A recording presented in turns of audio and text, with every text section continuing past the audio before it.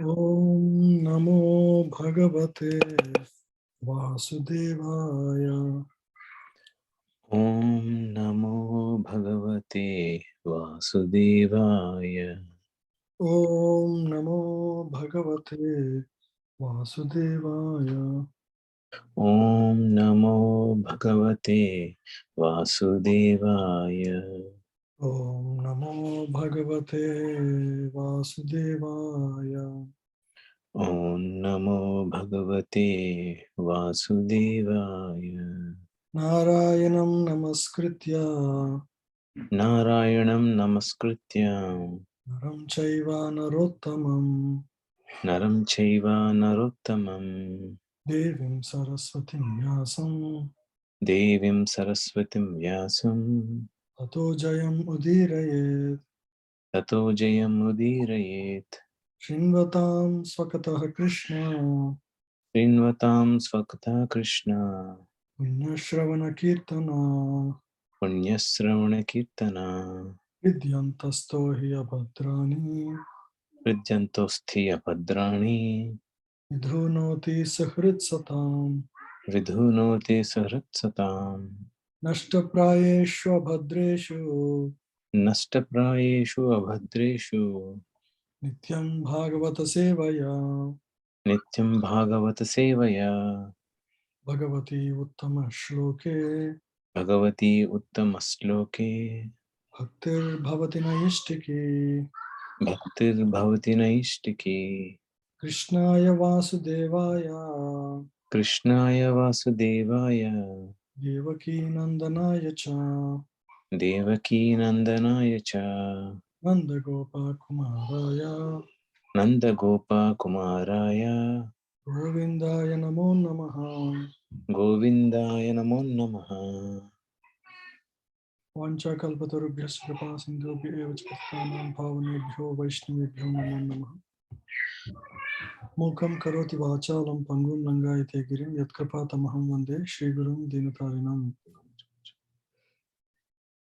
Hare Krishna devotees. We'll continue the 9th chapter.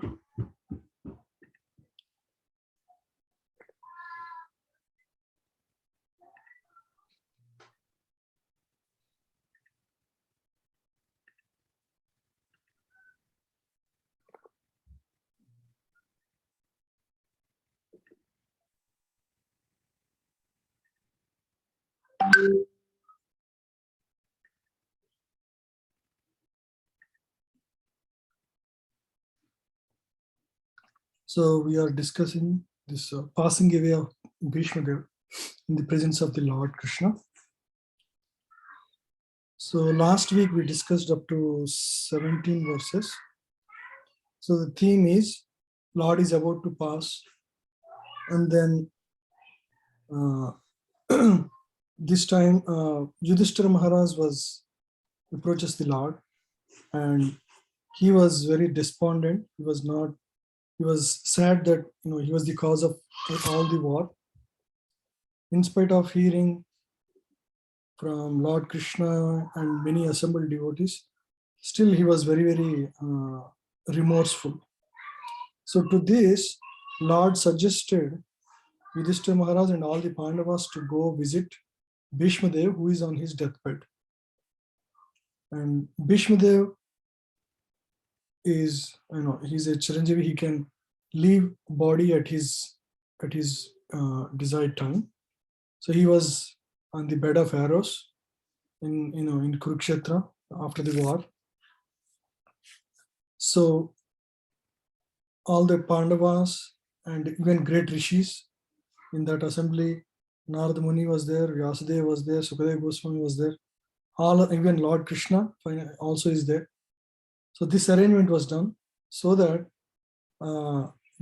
there are multiple purposes why Lord arranged this. So Lord wanted the world to know the glories of Bhīṣmadeva, how great is this devotee.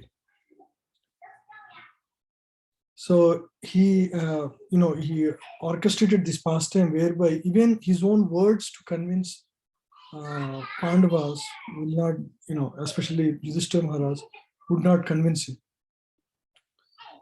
So that's where, so Bhīṣmadeva receives all the devotees, all the Pandavas, very respectfully with sweet words, in spite of his own condition being, he's on the deathbed. But still, he receives very nicely, as described in Bhagavatam here.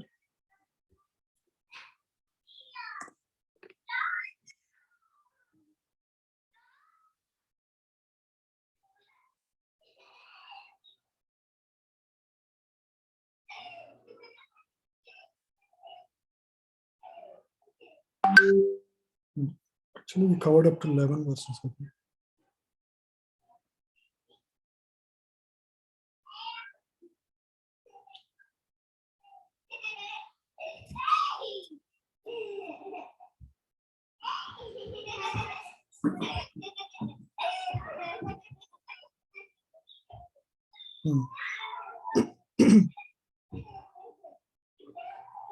Let's read from here. Krishnam cha tat prabhavajna Krishnam cha tat prabhavajya asinam jagadishwaram asinam jagadiswaram vidistam pujayam asa hridistham pujayam asa maya yopata vigraham. mavayopata vigraham.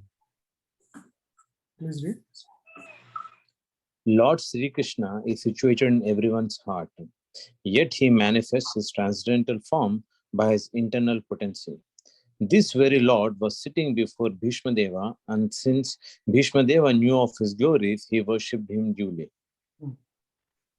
Bhīṣmadeva is one of the 12 Mahajanas. Mahajanas are those who perfectly know the religious principles as ordained by the Lord. So Bhīṣmadeva sees Lord Krishna there. He perfectly knows who Krishna is. So because he knew about Krishna, he duly worships him after receiving Pandavas. Panduputran upasinan Panduputram upasinan prasraya prema sangatan prasraya prema sangatan chastanuragasrair abhichatas naragrasrair abhi andhibhutena chakshusha. andhibhutena chakshusa. The sons of Maharaj Pandu were sitting silently nearby, overtaken with affection for their dying grandfather. Seeing this, Bhīṣmadeva congratulated them with feeling. There were tears of ecstasy in his eyes, for he was overwhelmed by love and affection. So Bhīṣmadeva, so this is one of the reasons Lord wanted the Pandavas to see Bhīṣmadeva. Bhīṣmadeva would feel very joyful that after all the tribulations of the war and before this, due to the difficulties given by Kauravas, he would extremely feel satisfied to see the Yudhishthira Maharaj on the throne and Pandavas being situated as the rulers of the country. So he congratulates them with feeling. He was very, very joyful to see Pandavas in this state. Yeah, continue, Prabhu. This is a very nice purport. Can you read? You are muted. Yeah, sorry, Prabhu. So when when Maharaja Pandu died, his sons were all small children, and naturally they were brought up under the affection of elderly members of the royal family, specifically by Bhīṣmadeva. Later on, when Pandavas were grown up, they were cheated by cunning Duryodhana and company. And Bhīṣmadeva, although he knew that Pandavas were innocent and were unnecessarily put into trouble, could not take the side of the Pandavas for political reasons.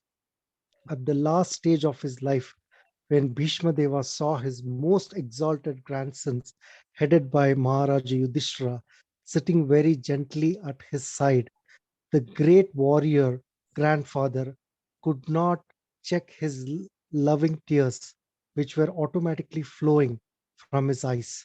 He remembered the great tribulations suffered by his most pious grandsons. Certainly, he was the most satisfied man because of Yudhishthira's being enthroned in the place of Duryodhana, and thus he began to congratulate them. So now, in the next couple of verses, he expresses his empathy for Pandavas as well as Kunti Maharani. Aho kastam ahonya. ఇవాళ late అవుతుంది 7:30 అలా తర్వాతే వస్తాను నేను ఇవాళ. మా దానికి same colour. One second. Yeah, sorry. Aho kastam ahonyayam. Aho kastam ahonyayam. Yadyuyam dharmanandana. Yadyuyam dharmanandanaha. Jivitum narhata klishtam. Jevitam narhata klishtam. Pradharmachyutashraya. Vipradharmachyutashraya. So after feeling satisfied by seeing Yudhishthira Maharaj, Bhīṣmadeva says like this to them. Please read. Bhīṣmadeva said, "Oh, what terrible sufferings and what terrible injustices you good souls suffer for being the sons of religion personified. You did not deserve to remain alive under those tribulations, yet you were protected by the Brahmanas, God, and religion." So they have gone through so many injustices because of the Kauravas. However, they did not cross Dharma. Especially Yudhishthira Maharaj, he was Dharma personified. He is the son of Dharma. He is bestowed as a son of Dharma. Through all the challenges and difficulties, they never crossed the line. They never accepted the path of adharma. So because of their steadfastness, ultimately the justice came to them. And so Bhīṣmadeva acknowledges that because you are protected by Brahmanas, God and religion. So Kṛṣṇa was always there to protect them. For example, when so many instances, like how Bhima was about to be killed with a poison cake, Lord arranged some arrangement in the Nagaloka and he was protected. In the Lakh house, they were protected they were protected in the jungle from so many demonic people. Draupadi was protected at the call. So in this way, in the whole Kurukshetra war, Lord protected them closely by counseling them. So in this way, Lord protected them because they were the followers of Dharma from the very beginning. So Bhīṣmadeva is acknowledging that.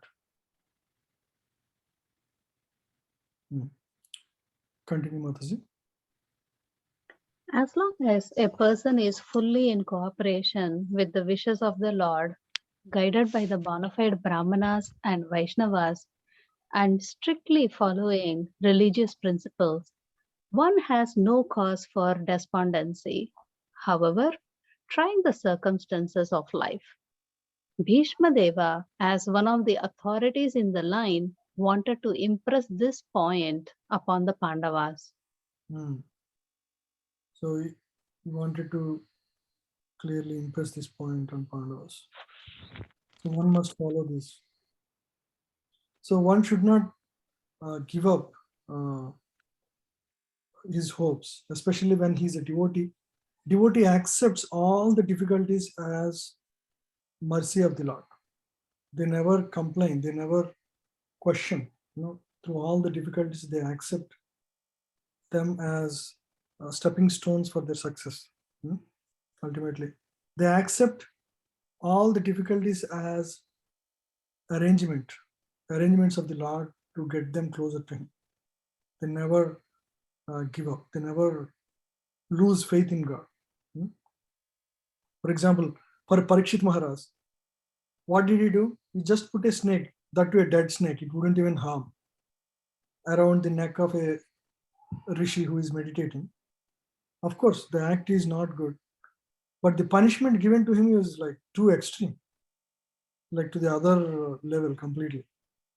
But he didn't feel despondent. He was more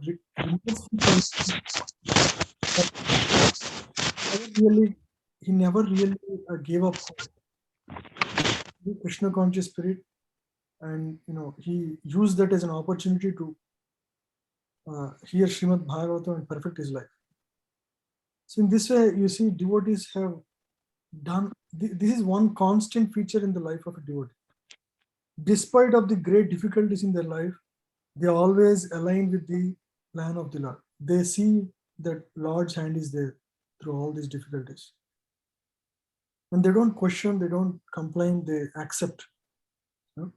Chitraketu Maharaj, he was just mildly laughing at Lord Shiva for keeping Parvati on his lap and teaching about renunciation.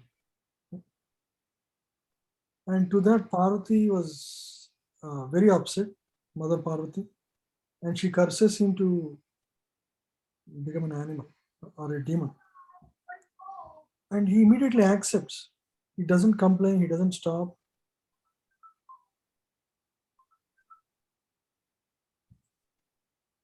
So that is it's a constant theme in the life of devotees. They always accept the higher authority. They always show their dependency on God. They never think that they're independent. They can independently achieve anything. They always feel dependent on Krishna. They always accept anything that comes in their life with grace. Right? I was hearing another pastime.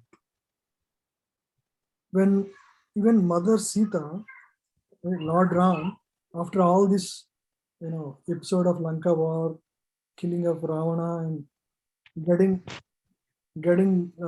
Mother Sita to Ayodhya, he was ruling. At the same time, he was going in a what do you call? He was just going around town to see what people are thinking about his kingdom, right, or how he's ruling the country. So one washerman says, "Yeah, I'm not like he was fighting with his wife. His wife goes out and stays in somebody's home, and comes the next day. He says, I'm not like Lord Ram, who would be fine with keeping the wife after she's out of the home into another's home, something like that." He says. So to teach the world, Lord Ram abandoned Sita, just so that people do not take this as an example in the future to complain on the king, right? So he does that, and when Mother Sita would not complain at the time, interestingly. So this is the constant theme in the life of great devotees. Another example. So when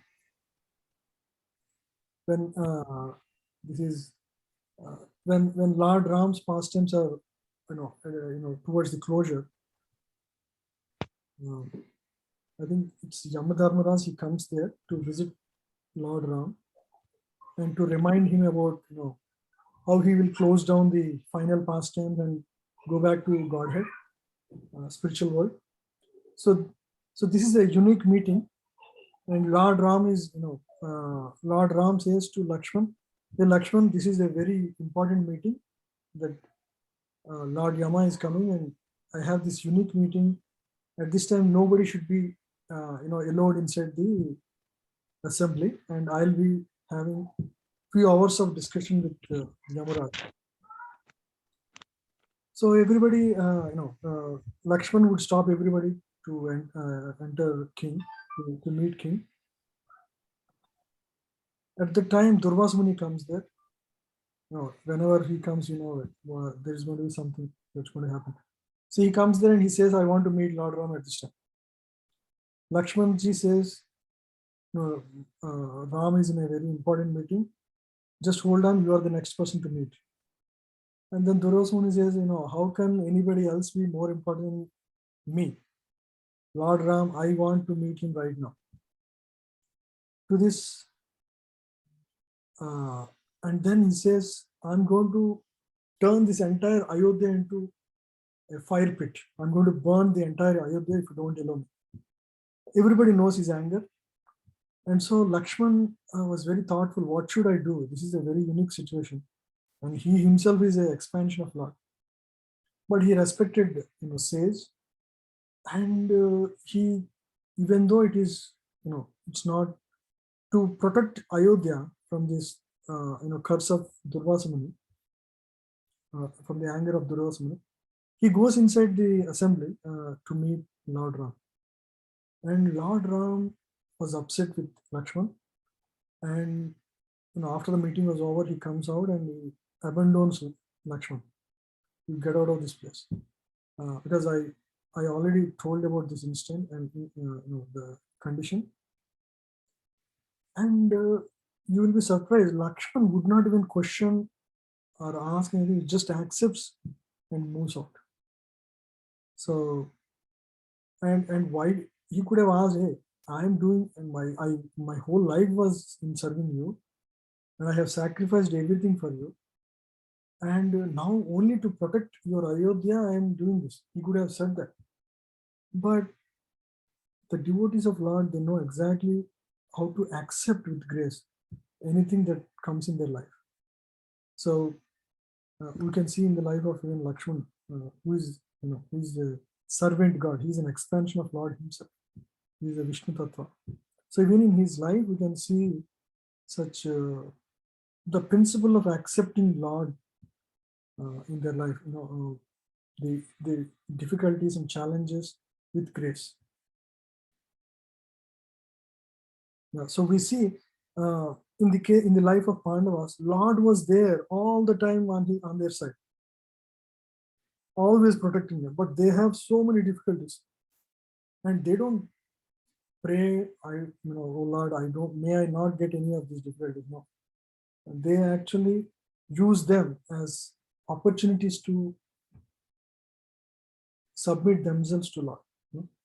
That's what we heard in Queen Kunti's prayers last week. They use these as opportunities. Actually, they want more difficulties, because more the difficulties in the material world means more closer we get to you, O Lord. So that is how they see.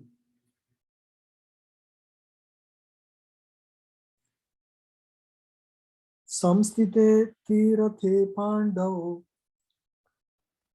Samsthite Tirate Pandav. Pritabala prajavadhu. Pratabala Prajavadhu. Yushmat krite bahun kleshan.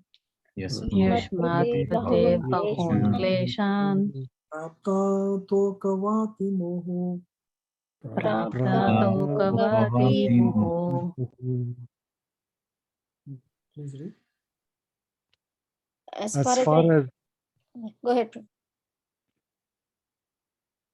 As far as my daughter-in-law Kunti is concerned, upon the great General Pandu's death, she became a widow with many children, and therefore she suffered greatly.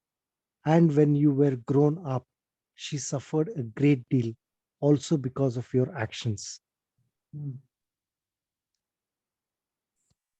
So Queen Kunti, she suffered with the loss of her husband, and she had to take care of 5 children.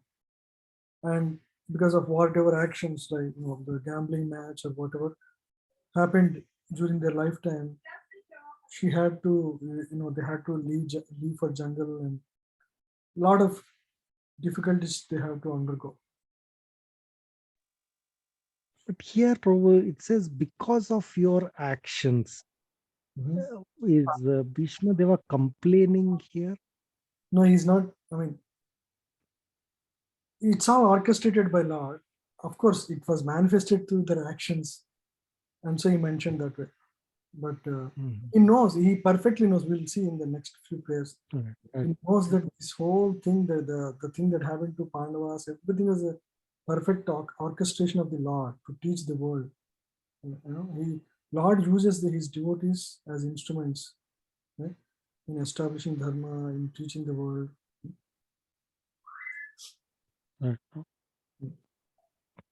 Sarvam kala kritam manye.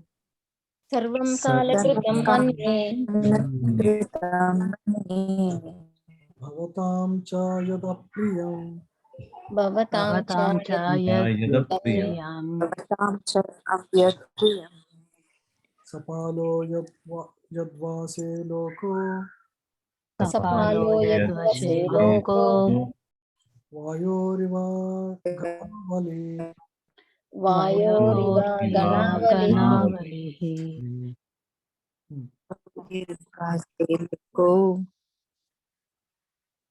Please read.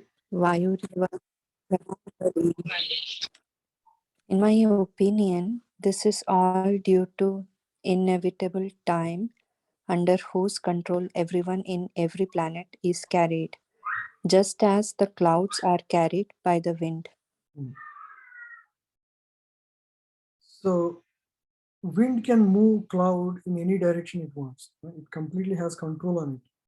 So similarly, with passage of time,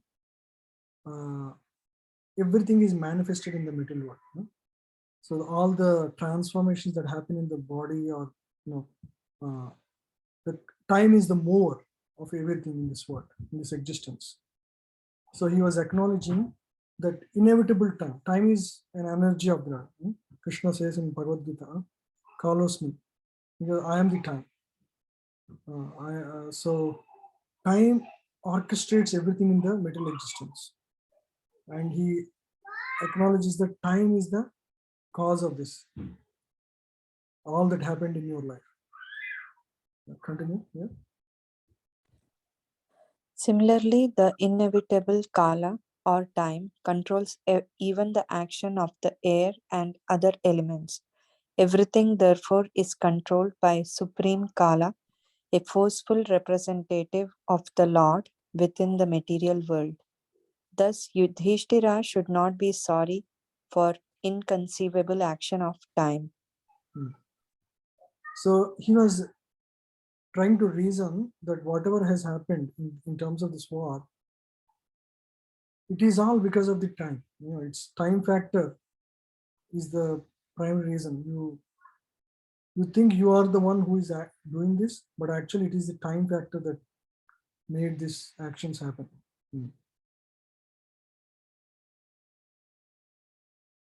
Even the most pious has to suffer the conditions of material nature. But a pious man is faithful to the Lord, for he is guided by the bona fide Brahmana and Vaishnava following the religious principles. These three guiding principles should be the aim of life. One should not be disturbed by the tricks of eternal time. Even the great controller of the universe, Brahmaji, is also under the control of the time. Therefore, one should not grudge being thus controlled by time despite being a true follower of religious principles. What to speak of Pandavas? Even Brahmaji, he is also under the control of time. Right? So at the end of lifetime of Brahmaji, he again goes back to either the body of Mahavishnu, or he will go back to spiritual world. So everything is controlled by time. Yeah. So as long as, so we don't have control on what happens in our life. But if we are guided by bona fide Brahmana and Vaishnava, following the religious principles, then we are safe. Everybody, even the most pious people, have to suffer in this world. Nobody can be spared. But if one is guided by spiritual master and a Vaishnava, and he follows religious principles, he'll be protected. That's what this means. So he first empathized with Pandavas, and then Bhīṣmadeva, he empathized with Kunti Devi, and then he expresses that, O Yudhishthira Maharaj, do not think that whatever you did is because of your, your sinful actions. These are orchestrated by time. You are not in control of the time. Right? Time is in control of everything, and it is the destiny. It's in destiny that all this war has to happen, and you are just an instrument. That's what he's trying to say in the current verse. Yatra dharma suto raja Yatra dharma apane vikodara Gadapane Vrikodara Kṛṣṇostri gandivam chapam Kṛṣṇostri Gandivam Chapam Sahrit Kṛṣṇa stato vipat. Suhrit Kṛṣṇa Sadovipat Yatra dharma suto raja. It is praising Yudhishthira Maharaj. And then Gadapane Vikodara, the great wielder of Gada, Bhima. Kṛṣṇostri gandivam chapam. This Kṛṣṇa refers to Arjuna here, one who is the wielder of Gandiva bow. Sahrit Kṛṣṇa stato vipat. Means Sahrit, you have a best well-wisher, Lord Kṛṣṇa himself. Right? So these are the combinations on the side of Pandavas. They have the Yudhishthira Maharaj, who is the personification of Dharma. They have the most strongest fighter in the entire creation, Bhima. They have the best warrior on the battlefield, Arjuna. And the best well-wisher of everybody, Kṛṣṇa, Sahrit. Please read. Oh, how wonderful is the influence of inevitable time. It is irreversible. Otherwise, how can there be reverses in the presence of King Yudhishthira, the son of the demigod, controlling religion? Bhima, the great fighter with a club, the great bowman Arjuna with his mighty weapon Gandiva, and above all, the Lord, the direct well-wisher of the Pandavas. See, he's just praising time as the inevitable cause of everything. You may be very powerful, you may be the most the best follower of Dharma, you may have the best fighter on your side, but still difficulties would not stop. Right? Even if you have Lord on your side, whatever has to happen will happen. You just need to accept things with grace, right? And depend on God. Never always follow Brahmanas, Vaishnavas, and follow religion. Never stop following them. Do not lose faith. But with all this being on your side, still you have to go through so many difficulties. Please continue, Mataji. Yeah. Despite the power of pious acts, the power of personalities, the power of expert management, and the power of weapons under the direct supervision of Lord Kṛṣṇa, the Pandavas suffered so many practical reverses, which can only be explained as due to the influence of Kala, inevitable time. Kala is identical with the Lord himself, and therefore the influence of Kala indicates the inexplicable wish of the Lord himself. There is nothing to be lamented when a matter is beyond the control of any human being. So here Prabhupada puts it nicely. Kala is identical to Lord, and therefore the influence of Kala indicates the inexplicable wish of the Lord himself. Of course, Kala is the manifester, but Kala is only representing the wish of the Lord. Now he clarifies in the next verse. It's actually orchestration of Lord. It's all orchestrated. It is the plan of the Lord. That is the reason you have participated in this war, right? There is nothing to be lamented when a matter is beyond the control of any human being. Nahi asya karhi chidrajan. Nahyasya karhi chidrajan. Uman Veda Vidisitam Uman Veda Veda Vidisitam Vidisitam Yat Vijijnasaya Yukta Yad Yad Vijijnasaya Vijijnasaya Yukta Muhyanti Kavayopihi. Muhyanti Yanti Kavayopi. Kavayopihi. Yeah, please read. O king, no one can know the plan of the Lord Sri Krishna, even though great philosophers inquire exhaustively, they are bewildered. They are bewildered. So, O king, no one knows the plan of the Lord. So he acknowledges actually it is Lord's plan. All of this manifested is all because of the plan of the Lord. Even though great philosophers inquire exhaustively, they are bewildered. When the greatest philosophers try to inquire and reason about why anything is happening, they cannot reason. So devotees simply accept. They don't try to reason out like philosophers. They accept whatever comes in their life, accept as the plan of the Lord. Continue. The best policy is simply to abide by the orders of the Lord without argument. The sufferings of the Pandavas were never due to their past deeds. The Lord had to execute the plan of establishing the kingdom of virtue, and therefore his own devotees suffered temporarily in order to establish the conquest of virtue. So Lord's desire is to establish the kingdom of virtue.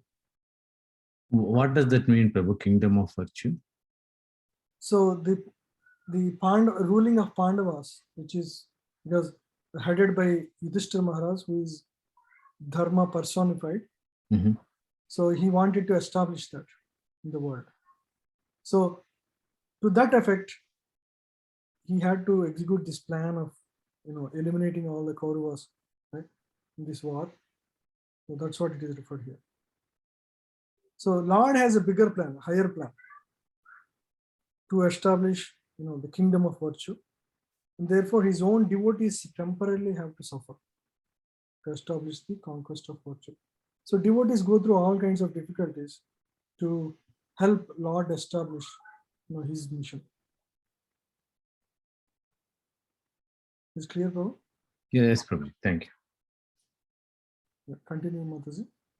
Even a great fighter like Bhīṣma could not win the battle of Kurukshetra because the Lord wanted to show the wise cannot conquer virtue, regardless of who tries to execute it.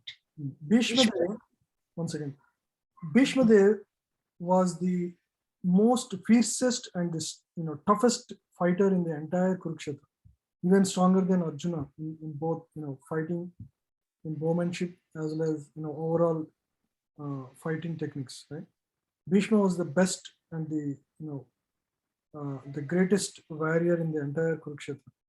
But being on the side of Kauravas, he will be eliminated. Right, so Bhīṣma, in spite of being a great devotee, he was being used by Lord as an instrument in teaching this lesson to this world, that regardless of who you may be the greatest warrior, but if you are on the wrong side, you will be annihilated. That is a lesson. Even to teach such a lesson, Lord chooses his best devotees. Sometimes, even through devotees, even it means killing a devotee. Even devotees are even ready for such thing, right? To teach the world a lesson. Because as we mentioned in the last classes as well, devotees are very malleable. Means they are like clay in the hands of Lord. Lord would use them as necessary. Right? Lord and devotees have that kind of relationship between them. So they are ready to do anything for the satisfaction of the Lord. So the whole world might think, hey, Bhīṣma, he fought on the side of Kauravas. Why did he do that? The whole world may say or blame them, but they don't care. in fact, the whole episode, that this whole thing that is orchestrated by Lord Krishna to show who really Bhīṣma is. Right? Just because he's fighting on the side of Kauravas doesn't mean he has an affinity towards Kauravas. He had to fight because he was on the side of he had this vow that he's going to support whoever is representing the dynasty. So at that time, Kauravas are still the rulers. So he had to support the dynasty. So he was fighting on their behalf. But the bigger plan of the Lord is through Bhīṣma to teach the world that even if you are the greatest warrior in the world, but if you are on the wrong side, you will face, you will be challenged and you will die. You will lose your if you are on the wrong side. So devotee is willing to take all the blame, all the negativity, still want to perform this service. Bhīṣma knows very well that he is the one, he is fulfilling this particular plan of the Lord, whereby he fights on behalf of Kauravas and gets killed. Okay? So they are ready to sacrifice for the Lord. Tasmad idam daivatantram. Tasmad idam daivatam Vyavasya bharatarshava. Vyavasya bharatarshava. Tashyanu vihito natha. Tashanuvito natha. Atapahi prajaprabho. Natapahi prajaprabho. Yeah, please read. Yes. O best among the descendants of Bharata Yudhishthira, I maintain therefore that all this is within the plan of the Lord.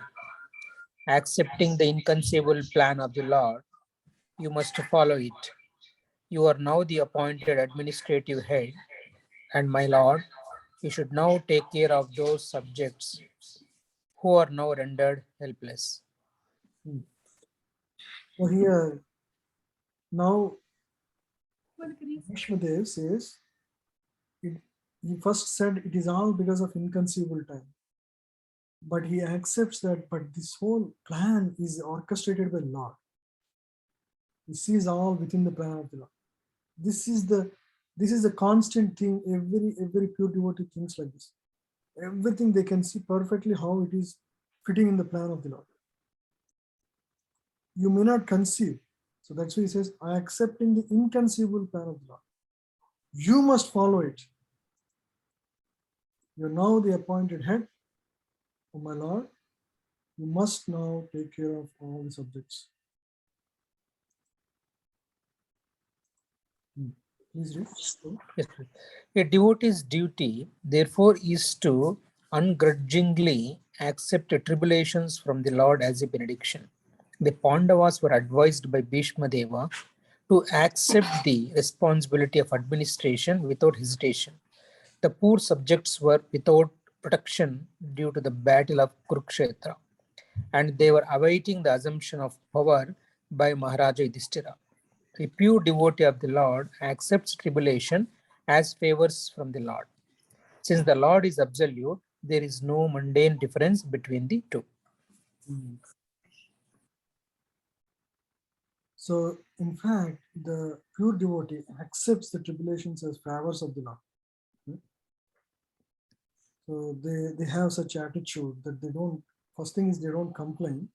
On the other hand, they actually see the hand of Lord in those actions, on the difficulties. Esavai Bhagavan Sakshat. Yesavai Bhagavan Sakshat. Adyo Narayana Puman. Adyo Narayana Puman. Mohayan Mayaya Lokam. Mohayan Mayaya Lokam. Kudascharati Vrishnisho. This Sri Krishna is no other than the inconceivable original personality of Godhead. He is the first Narayana, the supreme enjoyer, but he is moving amongst the descendants of King Vrishni just like one of us, and he is bewildering us with his self-created energy. Bhīṣma, being the Mahajana, he knows perfectly well who Kṛṣṇa is. So he says, Eshavai Bhagavan Sakshat. This personality, he is the original Bhagavan. He is the original Lord. Adyo Narayana. Adyo means the first Narayana, the supreme, the first Lord. From him comes all the other expansions. He is the Adi Narayana. He is the beginning Narayana. But he is moving like, among us. Sometimes when Lord Kṛṣṇa visits Pandavas, he would bow down to Yudhishthira Maharaj just like his servant, right? And Yudhishthira Maharaj would bless Lord Kṛṣṇa at the time, right? Like that. So, and then Arjuna would have Kṛṣṇa as his chariot driver. But he's the Adi Narayana, he's the original Narayana, but he's moving among people just like one of us. Right? And now he brought all the Pandavas and all the great sages to Bhīṣmadeva and asked Yudhishthira Maharaj, go ask now, Bhīṣmadeva will clarify your questions. I couldn't clarify. He will answer you. He doesn't have any, he doesn't show off at all anyway. Always, when he was among the Pandavas, when he was performing pastime, he was just like one of them. So it's completely inconceivable. Everybody, especially the great devotees, Pandavas and Bhīṣmadeva, they know perfectly well who is Kṛṣṇa. But it's so inconceivable by his actions that everybody, most of the people can think he's just like one of us. He's just going down. He's a chariot driver. He's not able to convince Pandava or Yudhishthira Maharaj. It's inconceivable how Lord acts when he is in this world. But irrespective of that, he is the Adi Narayana. There is no doubt about it. And who is speaking that? He is the Mahajan. Bhīṣma is a Mahajan. When we hear Mahajan, we have to be extra attentive because whatever they speak is the highest truth. Prahlada, Janaka, Bhīṣma, all these Mahajanas, 12 Mahajanas are there. They know perfectly well the final conclusions of scriptures. So they speak the highest truth. So he acknowledges that Lord Kṛṣṇa is the Adi Narayana. He is the source Narayana. So it means that is the fact. Right? So there is nothing that is above Narayana, above Kṛṣṇa. Continue. What is it? The Vedic system of acquiring knowledge is a deductive process. The Vedic knowledge is received perfectly by disciplic succession from authorities. Such knowledge is never dogmatic, as ill-conceived by less intelligent persons. The mother is the authority to verify the identity of the father. She is the authority for such confidential knowledge. Therefore, authority is not dogmatic. In the Bhagavad Gita, this truth is confirmed in the second verse of the 4th chapter. In the perfect system of learning is to receive it from authority. The very same system is accepted universally as truth, but only the false arguer speaks against it. So here,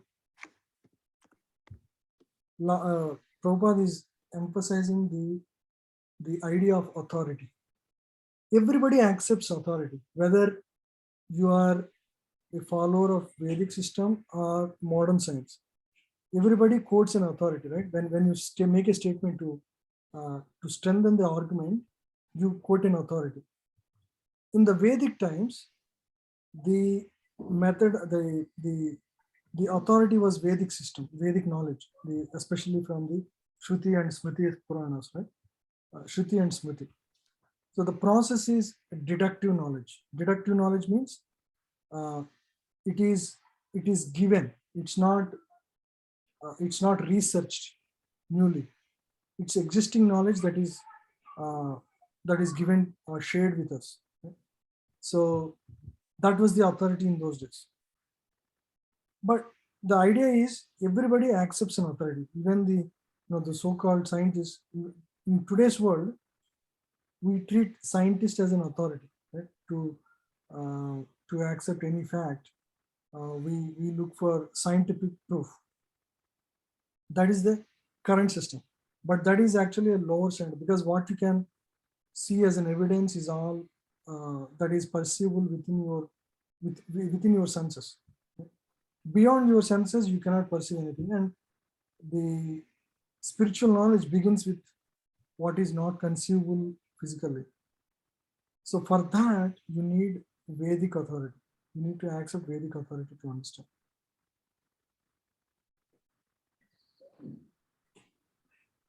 Yeah. Continue. Yeah, Bhīṣmadeva is one of the 12 Mahajans who know the principles of transcendental knowledge. His confirmation of Lord Sri Krishna's being the original personality of Godhead is also corroborated by the impersonalist Shankara. All other acharyas have also confirmed this statement, and thus there is no chance of not accepting Lord Sri Krishna as the original personality of Godhead. Bhīṣmadeva says that he is the first Narayana. This is also confirmed by Brahmaji in the Bhagavatam 10:14-14. Krishna is the first Narayana. In the spiritual world, Vaikuntha, there are unlimited numbers of Narayanas, who are all the same personality of Godhead, and are considered to be the plenary expansions of the original personality of Godhead, Sri Krishna. So not only Bhīṣmadeva, all the other authorities also, including Brahmaji, accept this fact that Lord Krishna is the Adi Narayana.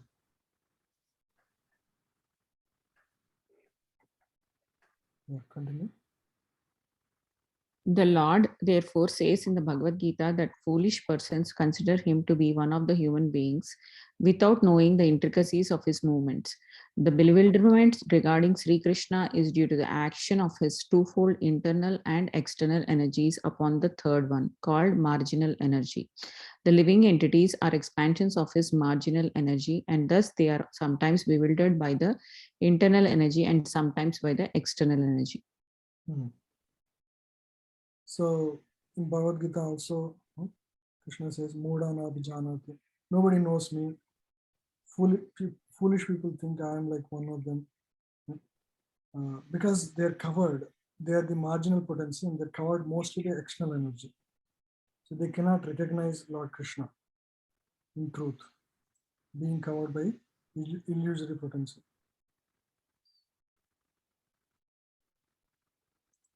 Asyanubhavam Bhagavan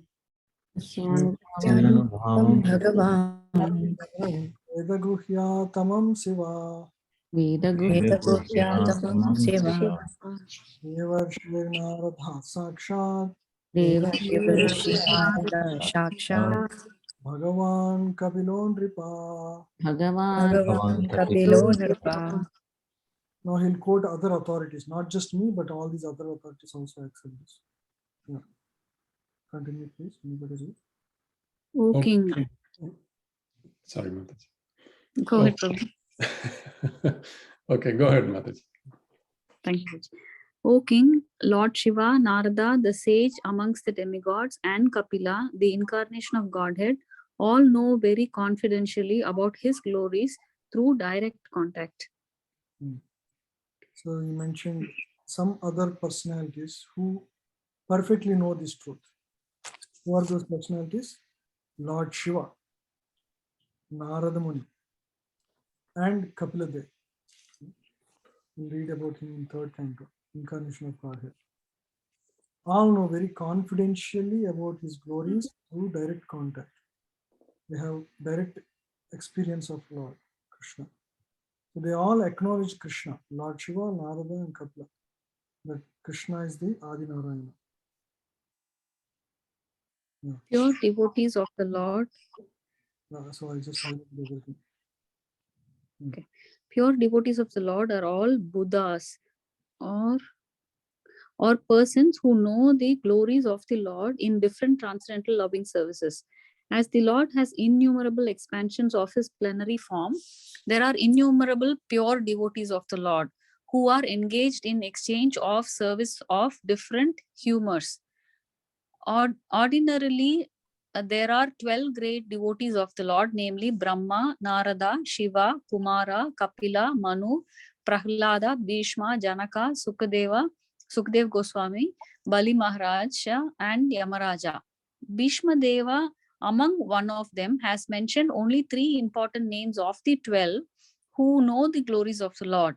Srila Vishwanath Chakravarti Thakura, one of the great acharyas in the modern age, explains that Anubhava, or the glory of the Lord, is first appreciated by the devotee in ecstasy, manifesting the symptom of perspiring, trembling, weeping, bodily eruptions, etc., which are further enhanced by steady understanding of the glories of the Lord. Such different understandings of bhavas are exchanged between Yashoda and the Lord, binding the Lord by ropes, and in the chariot driving by the Lord in the exchange of love with Arjuna. These glories of the Lord are exhibited in his being subordinated before his devotees, and that is another feature of the glories of the Lord. Sukadev Goswami and the Kumaras, although situated in the transcendental position, became converted by another feature of bhava and turned into pure devotees of the Lord. Tribulations imposed upon the devotees by the Lord constitute another exchange of transcendental bhava between the Lord and the devotees. The Lord says, I put my devotee into difficulty, and thus the devotees become more purified in exchanging transcendental bhava with me. Placing the devotee into material troubles means delivering him from the illusionary material relations. So when we go through material challenges and difficulties, it is actually Lord helping us to get out of illusory material relationships or relationship with things of this world. So that is the reason to make us less hopeful of the enjoyment available in this world. Lord puts us into difficulties. That way our bhava with Lord increases and our relationship with material things will reduce. It is a way of purification for us. All the tests and the challenges that we face are stepping stones for us to get our relationships strengthened with the Lord.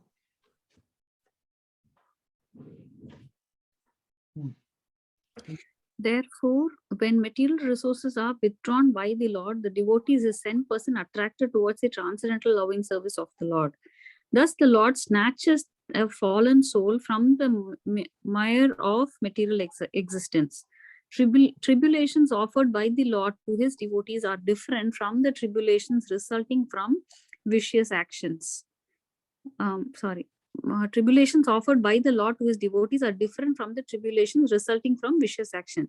All these glories of the Lord are especially known to the great Mahajans like Brahma, Shiva, Narada, Kapila, Kumara, and Bhīṣma, as mentioned above, and one is able to grasp it by their grace. So here is an important point. Tribulations offered by the Lord to his devotee are different from the tribulations resulting from vicious action. One may go through difficulties in his life because of his prarabdha karma, the karma of his past actions. Can we say the same thing for Pandavas? No. Why? Because Yudhishthira Maharaj, he is who? He is dharma personified. How can he have prarabdha karma? How can he have any negative reactions because of vicious actions in the past? So they are all pure devotees. Okay. So tribulations offered by the Lord to his devotee are different from the tribulations resulting from vicious action. So these difficulties that the devotees face in their life, they are especially to bring the devotee closer to the Lord. Okay? So they are not like ordinary materialistic person's vicious action, reactions of the material person's vicious actions. They are not like that. So all these glories of the Lord are especially known to all the Mahajanas, Brahma, Shiva, Narada, Kapila, Kumara, and Bhīṣma. Yeah. And as mentioned above, as one is able to grasp it by their grace. So if we have the grace of these Mahajanas, we will understand about the position of the Lord.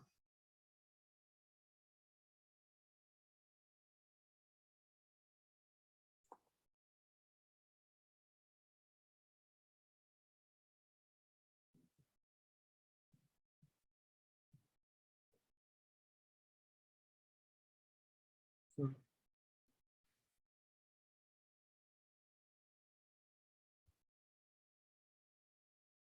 Yam manyase matuleyam Yam manyase matuleyam priyam mitram suhrittamam priyam mitram suhritamam akaro sachivam dutam karo sachivam dutam sahruda atha sarathim. sahrunad atasarathim.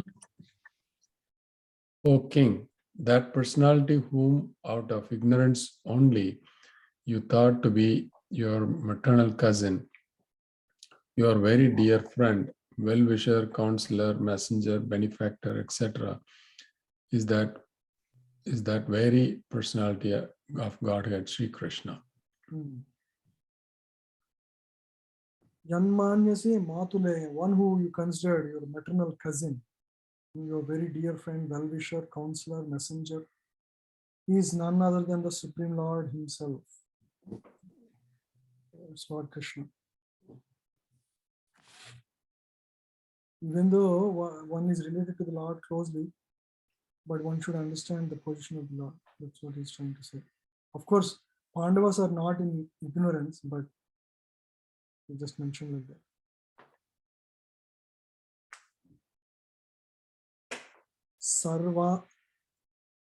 Sarvatmana samadrisho Sarvatmana samadrisho yadvaya sayana hankrite yadvayasyanah krite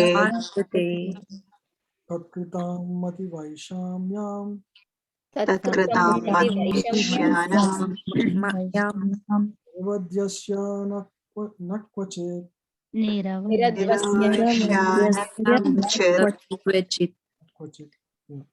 Being the absolute personality of Godhead, He is present in everyone's heart.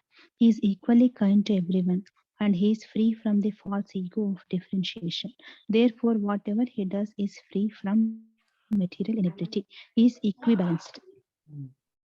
Now he's mentioning the characteristics of the Lord. He's acknowledging that Lord is present in everybody's heart, equally kind to everyone. He is impartial. He is not favorable to anyone. What is Lord? He is not partial to. He is also not partial to his devotees. What is he to the devotees then? Why devotees experience great joy in serving Lord? Why? Because he's reciprocal. He's not partial. He's not favoring his devotees, but he is reciprocal because the devotee loves Lord. In reciprocation, Lord loves. That is the relation between devotee and the Lord. And he is free from the false ego of differentiation. Therefore, whatever he does is free from material inebriety. He is equibalanced.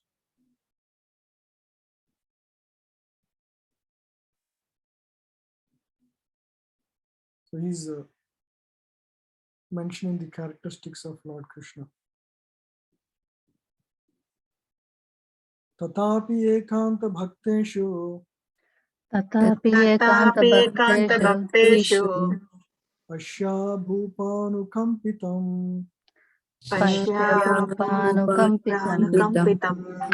Yanme sums chajata sakshat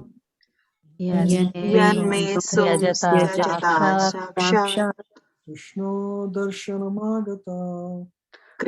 darshanamagata.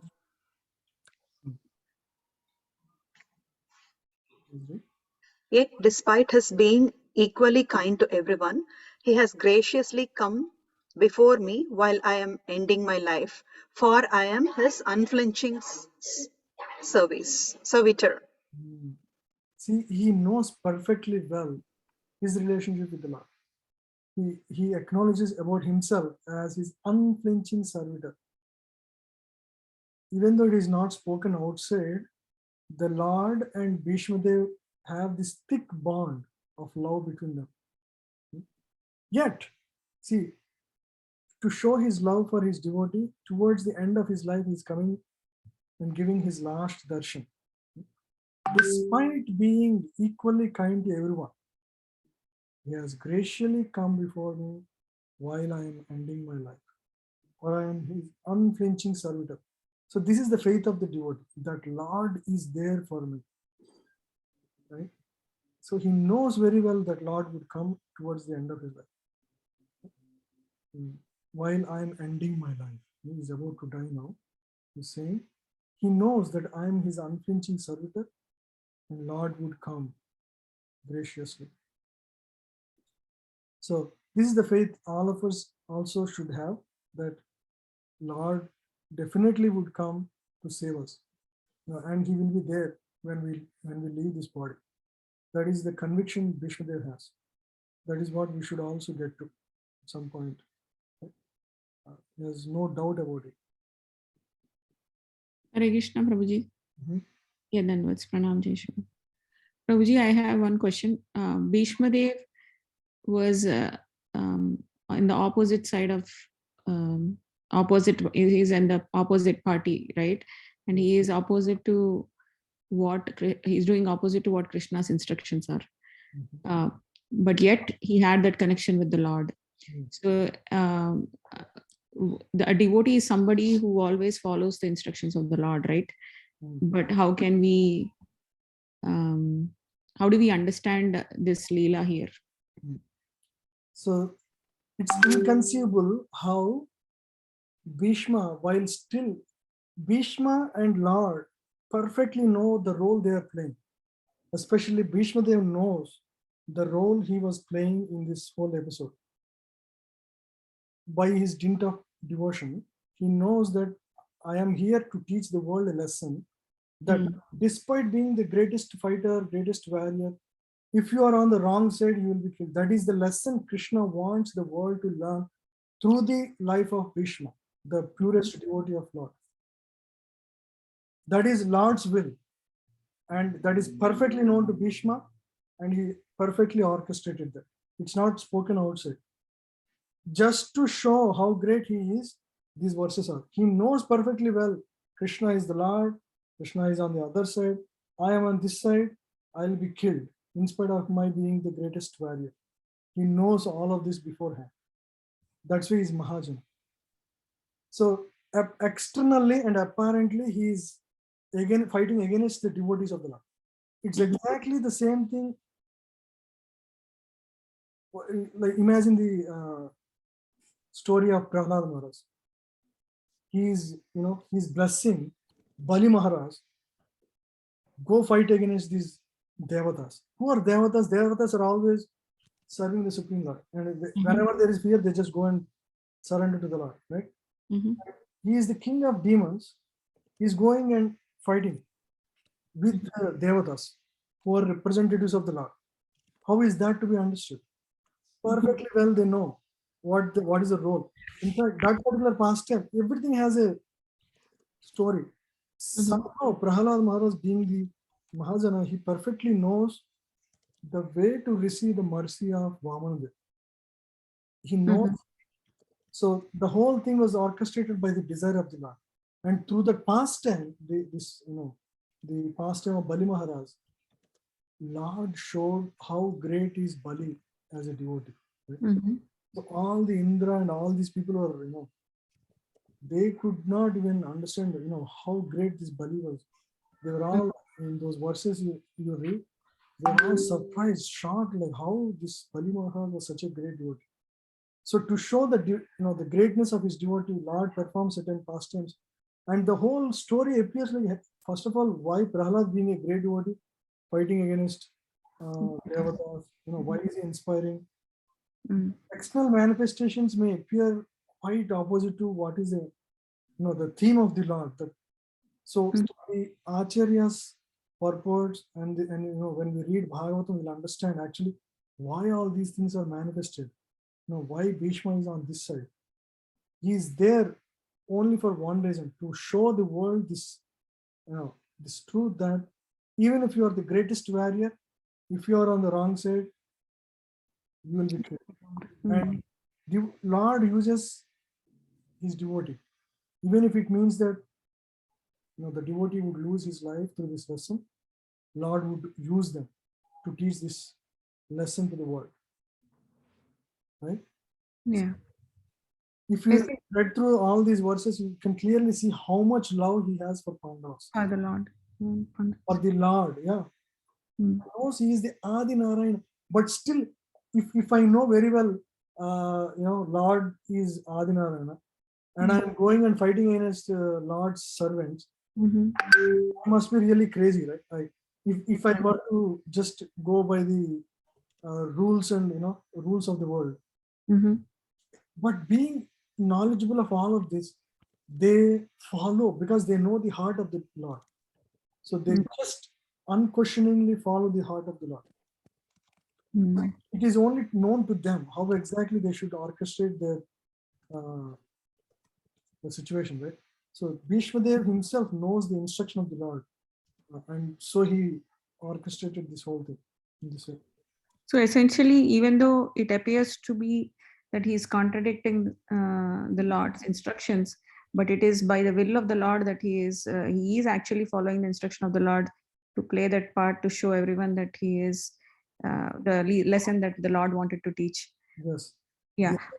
But the follow-up question would be, so this is all because the Lord has chosen them to be part of his Leela, but I think we should never have that aspect of I will not follow the instructions of the Lord, but still I'm connected to the Lord, and I'll see the Lord at the end of the death, right, Prabhuji? Yes, I mean, so unless he had conviction that this is the will of Lord, he wouldn't do that, right? Exactly. He has that conviction, and then he followed that. So definitely, we cannot conceive or we cannot manufacture such ideas about ourselves, right?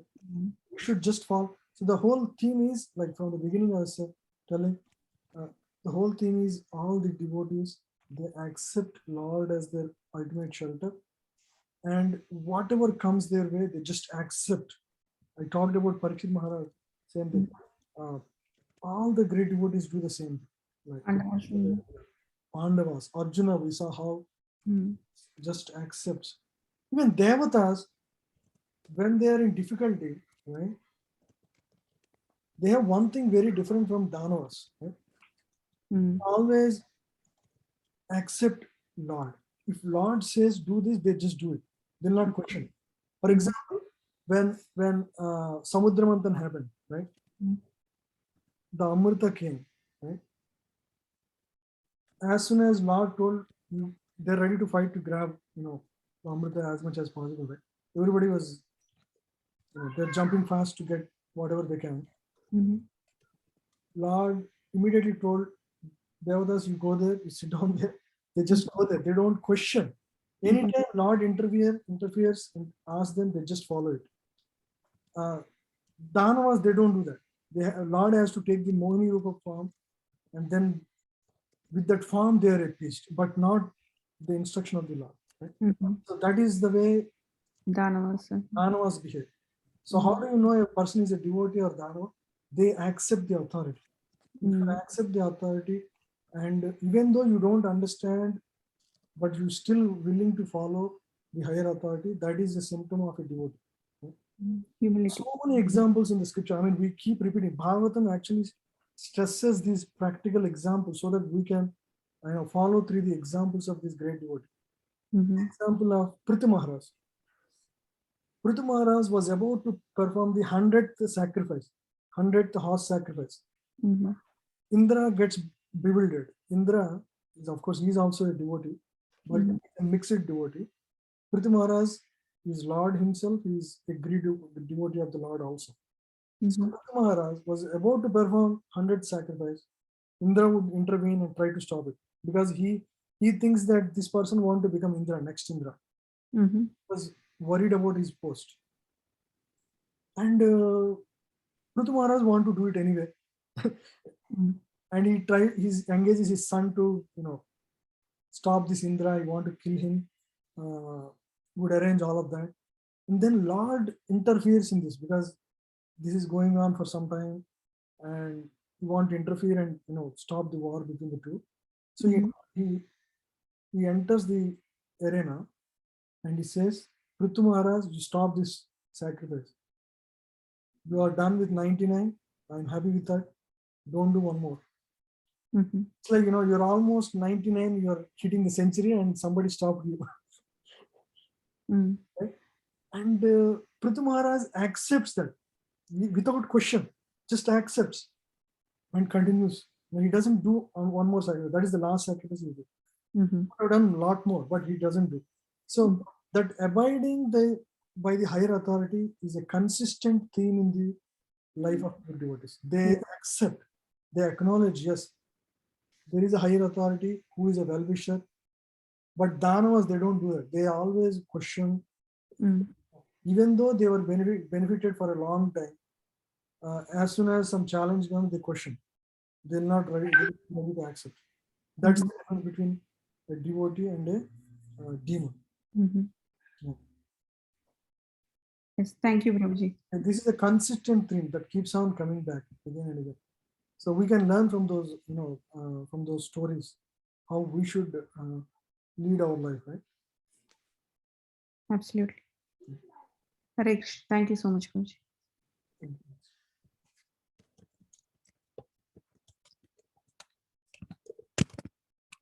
Bhaktya Vesha Mano Yashmin Shyamano yasmin Vachayan Nama Kirtayan Vachayan nama kirtayan Tan Kalevaram Yogi Tyajan kalevaram yogi Chate Kama Karma Bhi. Muchyate kama karma This is the last verse we'll read for today. Please read. The personality of Godhead who appears in the mind of the devotee by attentive devotion and meditation and by chanting of the holy name releases the devotee from the bondage of fruitive activities at the time of his quitting the material body. So this is Yugadharma, you can say. So Bhīṣmadeva is giving the formula. So Lord appears in the mind of devotee when he performs attentive devotion and meditation by the process of chanting of the holy name. What does he do when the devotee performs chanting of the holy name? He releases the devotee from the bondage of fruitive activities at the time of his quitting the material body. So Lord would take care of such a devotee. So he's assuring about what happens when one takes to attentive devotion by chanting the holy name of the Lord. So this is the words of Mahajana, who knows the principles of religion. So he clearly says, Vachayan Nama Kirtayan. So whoever performs this chanting of the holy name, Chajan Kale Varam Yogi Muchyate Kama Karma Bhi. He will take away the fruitive activities, the bondage of fruitive activities from the life of such a devotee when at the time of his quitting his body. Is a promise of the Lord given by the devotee, mentioned by the devotee. So we'll stop here. Any questions on what we discussed? So far we discussed how Bhīṣmadeva expressed his empathy towards to Pandavas and to Queen Kunti. And then he expressed that the supreme time is the cause of all the manifested actions. It is neither you, it's not because of your, your desire that all of this destruction happened. It's the supreme time factor that caused. And then he mentioned that time is actually is expressed as the desire of the Lord. And then he described the position of the Lord as the Lord, even though he's moving with you like your cousin and your friend as a chariot driver, is bowing down before you. He's the Supreme Lord, he's the Adi Narayana. And he's the witness, he's the well-wisher of all the devotees. And then he also expressed that through the process of Nama Sankirtan, one can get freed from the bondage of karma and achieve his lotus feet when he quits his body. So that's what we discussed so far. We'll continue further instruction of Bhīṣmadeva in the next class. Any questions? It's a very easy thing, but these are all very powerful instructions. We discussed many incidents of how devotees always accept whatever comes their way, through the story of Parikshit Maharaj or in Pandavas, and they always take shelter of the Lord. That is the key difference between a demon and a devotee. Yeah. Any questions? We'll discuss 24th verse onwards next week. Thank you all very much. Thank you so much. Hare Krishna, Krishna. Prabhuji. Thank you, Prabhuji. Hare Krishna. Hare Krishna, Prabhuji. Thank you. Hare Krishna. Thank you. Ah.